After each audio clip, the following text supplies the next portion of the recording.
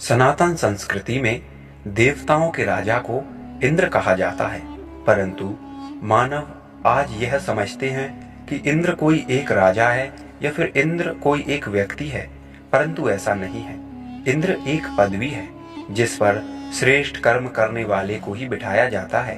इंद्र वे इंद्रियों के भोग ही भोगते रहते हैं। अभी तक 14 इंद्र बताए जाते हैं और वर्तमान में जो इंद्र शासन कर रहे हैं उनका नाम पुरंदर है।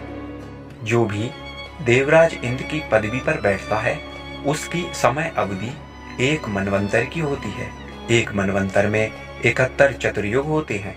71 चतुर्युग, इसे आप ऐसा समझिए कि जब पृथ्वी पर सतयुग, द्वापर, त्रेता, कलयुग ये सब एक एक बार आकर चले जाते हैं तब एक चतुर्युग बनता है, और ऐसे ही 71 चतुर्युग होते हैं तब जाकर एक देवराज इंद्र का समय काल समाप्त होता है।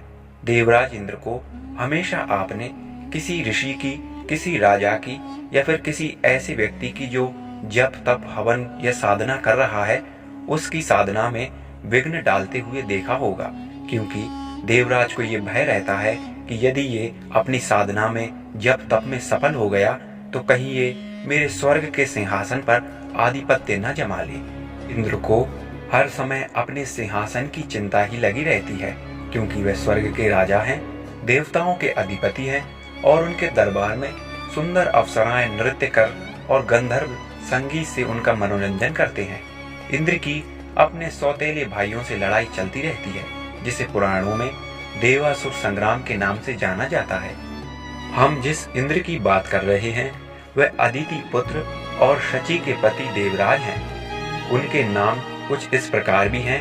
इन इंद्र को सुरेश, सुरेंद्र, देवेंद्र, देवेश, शचीपति, वासव, सुरपति, शक्र और पुरंदर भी कहा जाता है।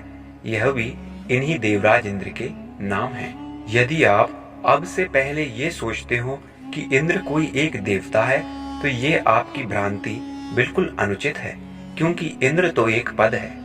इसलिए ऐसा सोचना कि इंद्र कोई एक देवता है ये बिल्कुल अनुचित बात है।